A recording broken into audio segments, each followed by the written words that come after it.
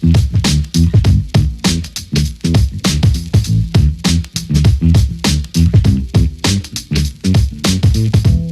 going to go ahead and get started. So welcome to another week of CybHER Conversations. We are thrilled that you all can join us, and we have the wonderful Dr. Kelley Misata here with us this week, and I will tell you about her in just a second. But for those of you who are new to CybHER Conversations, just to tell you about CybHER, we are a program out of Dakota State University in Madison, South Dakota, and we are an organization that's committed to motivating, empowering, and educating girls in cybersecurity.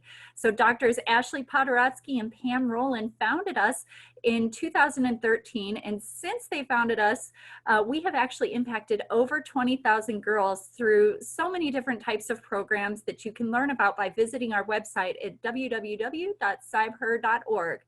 But really quickly, to tell you just a brief bit about Dr. Misata, she is a woman to watch in more ways than one. Not only was she named as this by a magazine, but she is also an executive within cyber and information security, an expert in the field of open source and network security, and she is doing groundbreaking work with security preparedness for nonprofits. She bridges the gap between the technical and non-technical components of security, so be sure to ask her about those in the Q&A, and you can find the Q&A down at the bottom of your screen. So if you just click on that Q&A button, you can ask your questions there, and feel free to ask those both while she's talking and when we get to that portion where our very own Kampi Narakonda will be facilitating that question and answer period. So if you have any questions, just put those down in the Q&A. We look forward to hearing more from Kelley. So Kelley, I am going to let you take it away. Thank you so much. I am so thrilled to be here. Well, not only am I a fan of Ashley and Pam's, but truly anytime that I have the opportunity to talk to others about how to enter the cybersecurity field, it's just a joy. And so I'm going to tell you a little bit about my journey into the security space. And for the Q&A, I will let everybody know that you're welcome to ask me questions. Because my story is a little bit weird, but if you ask me something I'm not comfortable with, I will probably decline. So know that you have an open slate to ask, but I also have an open slate to not answer. You know, most people who come into the security space come in through a technical background. And I didn't. I came in through a very squiggly line, weird background. Back at the start of my career, I actually was a marketing person and a business development person. So I helped companies do new initiatives, and I was actually quite happy in the work that I was doing. And then something happened in my life that really turned things upside down. I was working at a big company on the West Coast. I met someone who came into my life at a point where my life was really not really great. And this person just kind of inserted himself into my world. And it was one of those interactions, and I don't know if any of you have experienced this before, but have you ever met someone that when you meet them for the first time, you just have that feeling in your stomach, like something's wrong, or I don't feel right about this person, or the way they're interacting with me doesn't feel right. And I remember having those feelings with this particular person, but I just kind of brushed it off. And I thought, oh, you know, I'm going through a tough time and I need a friend. And so I welcomed this person into my life, not realizing that the situation would grow in a way that did become uncomfortable, did not become healthy. And what ended up was that this person stalked me for a number of years, and he used technology to do it. He set up email accounts, he used text messages. He did a lot of things, not only just reaching out to me, but he reached out to a lot of people in my life. And it was really startling to me because before that time, you know, I was just an average user of technology, just like everybody else out there. And never in my life thought I would be in security. But I had this amazing fortune. So as you can imagine, this process was really, really awful for a long time. And I remember it even got in the way of me finding a job.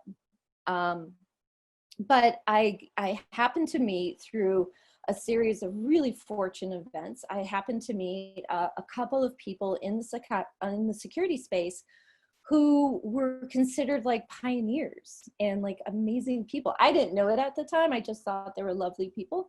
One of them was Dr. Eugene Spafford, and the other one was Becky Bass. Becky Bass was considered the mother of computer science and the mother of intrusion detection. She was a force to be reckoned with in our field. And she was the first person who said to me, you need to put your story out and you need to tell people. And I ended up contacting Gene Spafford and saying, hey, I would really like to come give a talk at Purdue. And so he welcomed me to Purdue University to give a talk on my experience as the victim of cyberstalking. And I'll never forget a dinner I had with him because he said to me, you can either remain a victim or you can apply to this PhD program. And I was like, well, wait a second. You know, I have a marketing degree. I don't know anything about technology and I'm a victim. So, you know, what value can I add to the conversation? And he really convinced me, as well as Becky, that there was a place for someone with my experience to add value to the industry. So I applied. I took this like big leap of faith. Never thought in a million years I would have gotten accepted to the program. Got accepted to the program, really to much of my surprise. And remember, the time period from when I finished my master's degree and when I did my PhD was 15 years. So for a lot of people, when you're in school, you kind of get that cadence of being in school and you know how to do it. Well, I was out of school for a lot of years, so I had to relearn what it was like to be in school again. So that was a huge challenge. And then I learned all the security stuff from nothing, from absolutely nothing. I remember being in some of my classes, Googling terms to try and figure out what the professor was talking about so that I could learn and keep up to date on things. And it was really interesting because one of the things that was so impactful to me during that time, because I was working full time, I was raising my two daughters. I was doing this, by the way, from Boston, Massachusetts. So I would commute back and forth from Indiana to Boston to do my PhD. But what was interesting to me was that if you are confronted with something really new and you have a passion to want to learn it and want to understand it, and for me, the understanding of to learn cybersecurity meant that my situation, my personal situation, could be diminished a little bit. And that what was so awful for me during that event was not understanding how someone could be so cruel and malicious using technology. So I wanted to understand how the technology worked to kind of help put my arms around the situation that I was dealing with. So I ended up getting a PhD and walking across the stage. And let me tell you, learning cryptography, learning advanced network security, learning biometrics, all of these things were brand new to me. And I just jumped in with both feet, scared every day, thinking every semester they were going to kick me out, and just felt like, okay, if I make it through this semester and they don't kick me out, I've succeeded. And I didn't really think that I would get to the end, and I got there.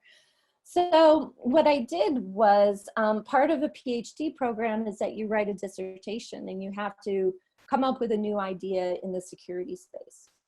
And many people thought that I would talk about kind of my experience as a victim. And instead of talking about that, what I did was I wanted to talk about how the organizations that I reached out to for help couldn't help me. So when things were really, really bad, I contacted law enforcement, I contacted health providers, I contacted private investigators. I reached out to a lot of people at that time, and many people just didn't know what to do with someone who was being cyber stalked. So, so I decided to write my dissertation to try and think about how could I help those organizations help somebody else better. So I did my research on looking at domestic violence and human trafficking organizations. And what I did was I measured how they do cybersecurity against a national standard for security best practices. So a standard that says, if you're going to be sort of the best of the best and you want to make sure that you're doing everything the right way, here's a list of things that you need to do that. And so I took that list and I created a survey so these organizations could do an assessment for themselves. And what it came out for me was that it said, well, first of all, nonprofit organizations as a whole in our country don't really put cybersecurity or information security top of their list, but they're still super interested in it, and they really, really want to do it, which makes it fun, right? So that was exciting. And the other thing that really came out was that they understood that there was a chance that they could be attacked by somebody, but they were so overwhelmed by the complexity of cybersecurity terms and technology and how everything worked together that they would rather just ignore it than address it and try and make things better. So when I was in my PhD program, I remembered those feelings of, oh my God, this is really, really hard and it's super complicated, and how am I going to get myself through it? So what I did after I finished my research was I started a company, and it's called Sightline Security. And Sightline is missioned to help nonprofits measure where they fit against security standards. But what we do at Sightline is we actually take all of the security standards and we make them into regular people language. And that helps the organizations understand how to look at their business against these best practices. I also, in all of this stuff that I do, I also am the president and executive director of the Open Information Security Foundation, and we build an open source network intrusion technology. And so I've been in the open source space for a long time too. And it's really been an amazing kind of journey. I've thought a lot about over the past, several years, since PhD and meeting people like Ashley and Pam, and stepping back and saying, my path really isn't just me. It is everyone who has walked with me along this path. And I just feel really lucky. And so what I've tried to do in honor of Becky Bass, who passed away in 2017, is to take up the baton of what she left and say, if you're interested in cybersecurity, let me tell you, first and foremost, you can do it. You don't have to have a technical background. I truly believe that anyone with a passion and a desire to be in this field can find a place. I am living proof of it. And the other thing is that reach out to people for help. There's so many women in the field willing to help one another. And there's so much that we do, but we do it together. We don't just do it walking alone. And so I hope some of you will think about having a career in cybersecurity. Will think about exploring it. There's lots of ways to do it, from the policy side, from the people side, from the nonprofit side. You can always come to Sightline. From the open source side, there are many, many, many ways to get involved. And there's lots of really amazing people in this space. The other thing I've told folks over the past few years is that even if you don't pick, say, cybersecurity now, or think about it now, you never know when you might pick it up again, because you don't have to make the decisions that are going to drive the rest of your life today. I'm living proof again of, I had no idea 10 years ago that I would, first of all, be Dr. Misata, hello. If I could get my girls to call me Dr. Mom, then that would be considered a win in my book. But never did I think that I would be a PhD, I'd be in security, and I would own a security company. And so it's really amazing the things that you can accomplish, again, if you just have curiosity and passion and a willingness to be humble and learn. At the end of the day, I think the greatest thing I took away from this whole experience is the humility to say, it's okay not to know stuff. Go find it out, but be okay with not knowing stuff. And be curious enough to go find the answers. So Katie, I left about a 1 minute left of the 15 minutes. I didn't know if you guys wanted to open up for questions or anything I can elaborate on. We'll let Kanthi take it away, but yes, I have loved everything you've said, and I've seen we've got some questions going on, and I know Kanthi has been, I've seen her writing some down, so, so I'm gonna let Kanthi take it away. Kelley, that was inspirational, I think is the word I was looking for, to take such a bad situation and turn it into something so good to help others, to do something that will help other people not go through stuff like this is amazing. I admire that. I don't usually, or normally we don't come across many people that would do that, so it's amazing. It's amazing. Thank you. So I'm really lucky. I've met some wonderful people along the way that have, you know, held my hand in many regards. And I would put Pam and Ashley in that camp for sure. They are amazing. I know I'm saying amazing a lot, but it's just, I don't know any other words to describe them. So we have a few questions for you. Sure. So the first one we have is, you said you've met two great people from the industry. So how would you recommend other people meet pioneers such as you did? Great question.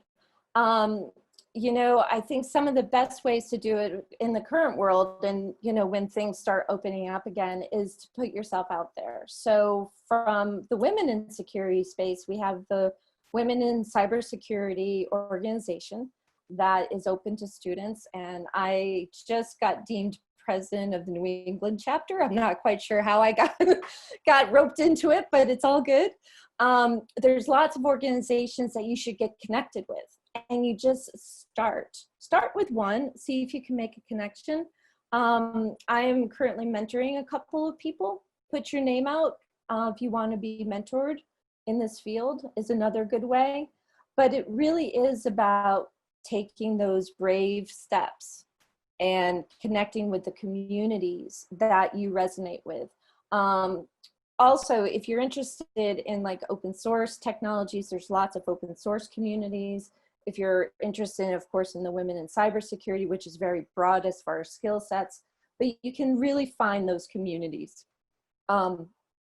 If it's possible, though, to find yourself a mentor, or at least someone to shepherd you through those, seek that person out too, particularly because they would help you weed through any groups that may not fit for you. And you can, because sometimes, you know, we all try these groups and we're like, yeah, I don't know if you want to go into that community just yet. They're sort of getting their feet organized.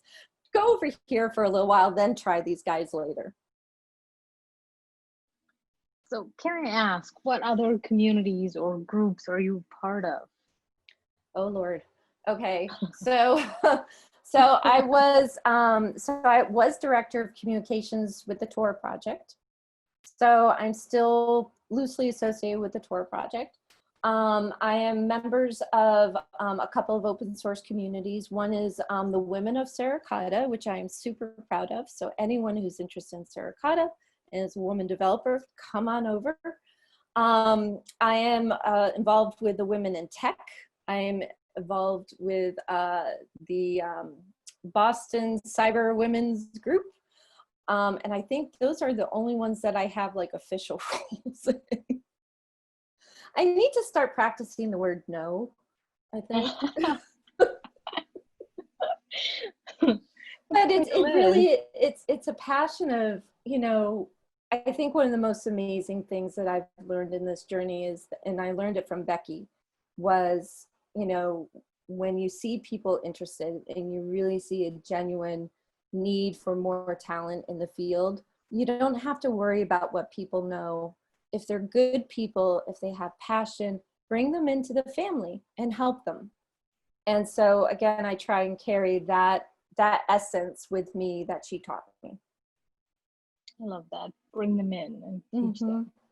She would always say, I remember this distinctly, I would sit on her sofa, I'd visit in her house in Alabama when I was studying cryptography, and I would cry sitting on her sofa saying, MBAs should not learn cryptography, it's painful. I'm never going to make it through. And she always said to me, she's like, we can do it. You can do it, and you need to do this. You need to have a seat at this table. Let's get you through it. And she always had the attitude of, once you were in her circle, you were there forever. I love that. So you had mentioned something about coding. So what's your favorite coding language, if you have one? I don't have one right now. I've been dabbling with Rust a little bit just because we are using it with Suricata, but my development team does not want me touching anything. They're like, you know, Kelley, you stay on the non-technical side. But, you know, on the side, I've been dabbling in that space. So going off of that, do you still use a lot of non-technical stuff in your work then? Tons of it. And that's where I think, you know, cybersecurity is really interesting. Lots of folks, well, first of all, being a marketing person in a previous life, words are super important.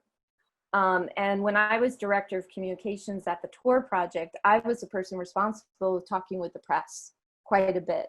And I experienced a lot of the confusion around the terms that we put out there from the security profession.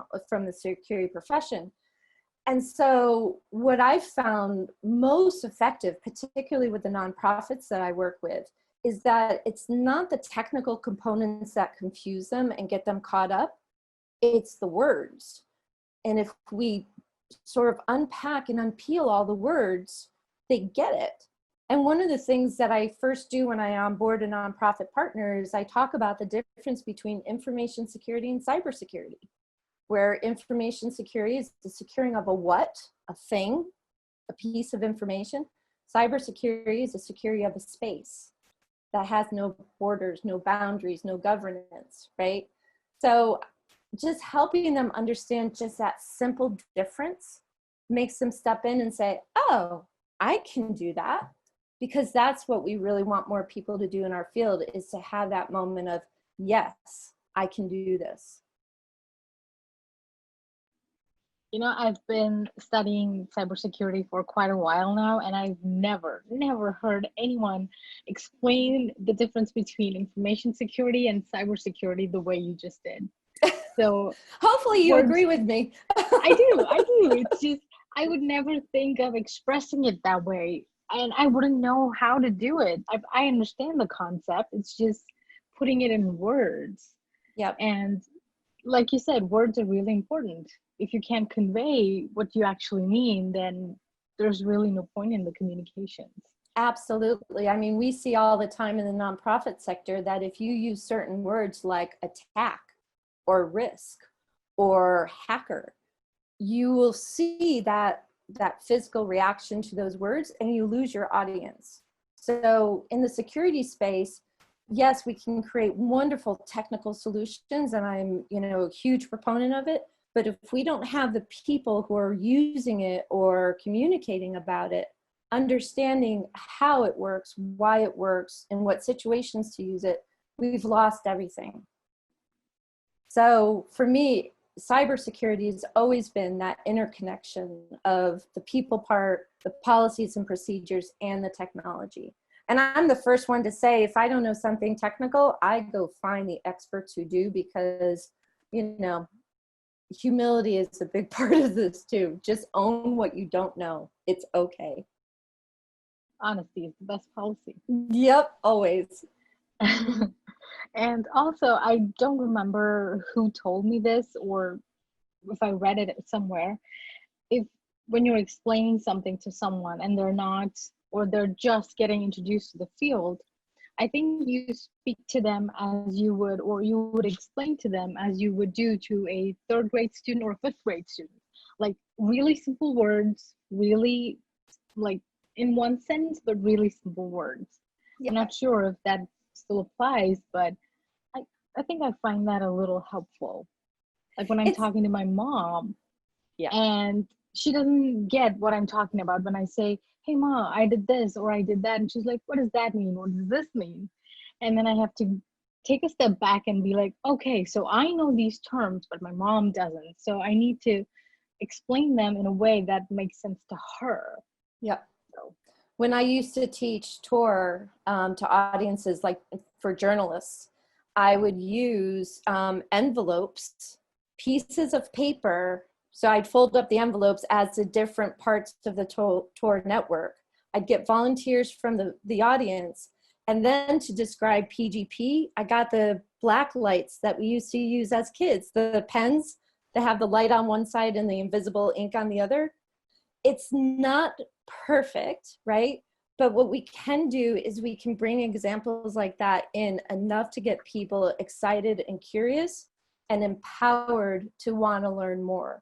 So when I used to teach tour to these journalists, I never once talked about nodes, not once. And we just made it very personal. Like, I'm like, you get to be Google. You get to decide if you open that envelope.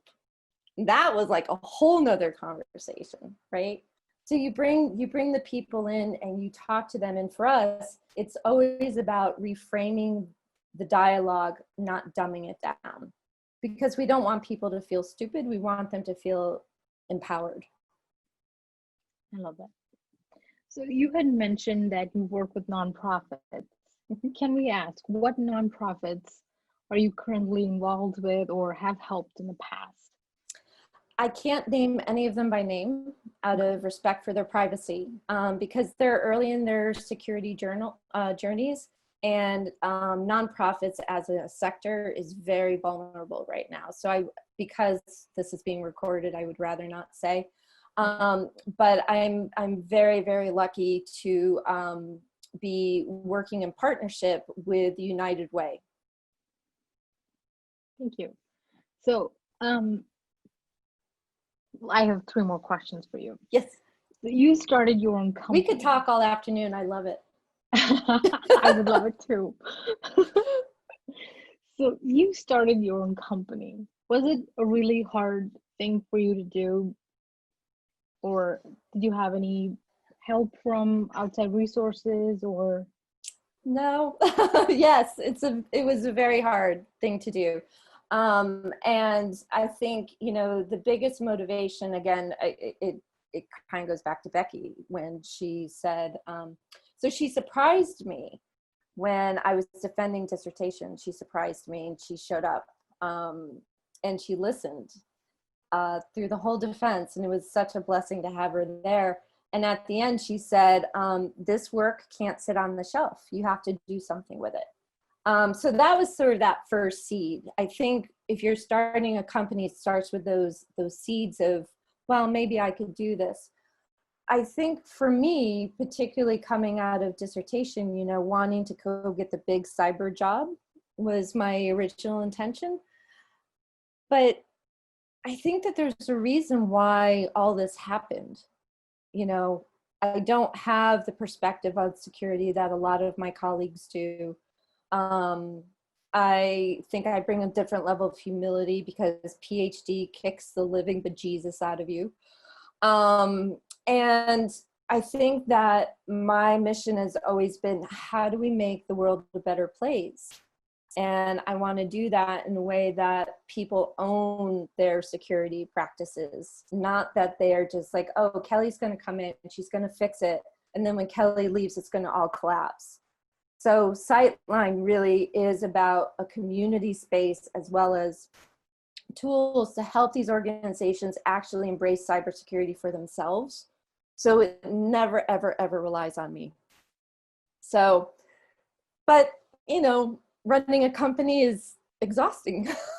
Running 2 companies at the same time is exhausting.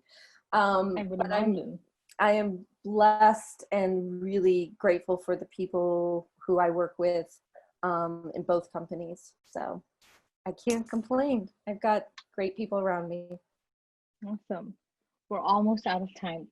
So I will ask you one last question. What advice would you give to the youth that are watching this right now? First piece of advice is, if you have someone come into your life that makes you feel uncomfortable, that gut feeling happens, honor it. Just understand that your stomach will always guide you. And the second thing is, come into the security space. Now, later, when you're an old lady like me, come anytime you want. We welcome you. We want you here. We will help you. Me and everyone else in the space. So come have fun with us. That is absolutely wonderful advice. And I know Kanthi said that's the last question, but I do see one in our Q&A that I do want to make sure that these, especially some of the younger girls and any girl really gets the answer to. If they do feel like they're being cyber stalked, cyber bullied, or something else, where do you think they can go for help? First, go to your parents. First and foremost, go to your parents. Law enforcement, it's very important. One of the mistakes that I made in my own situation was that I deleted everything. When something bad happens or something uncomfortable happens, your first inclination is to delete stuff. Do what you can to take screenshots, to take evidence, and then bring in the adults in your life that you trust into the conversation. And those adults should also look for, there's lots of national resources now out for cyber stalking. We've come a long way since 2009. Thank goodness. Yes, I agree so much. Thank you. And hopefully those girls, if you do get this, yes, go to your parents, go to your teachers, go to those people you know you can trust, that you don't have those feelings with. Now I am going to launch our poll that we do at the end of every one. So I'm launching that now. And I want to say a huge thank you to Kelley for coming online with us this week and being featured here on the Conversations program. We are so very, very grateful for you.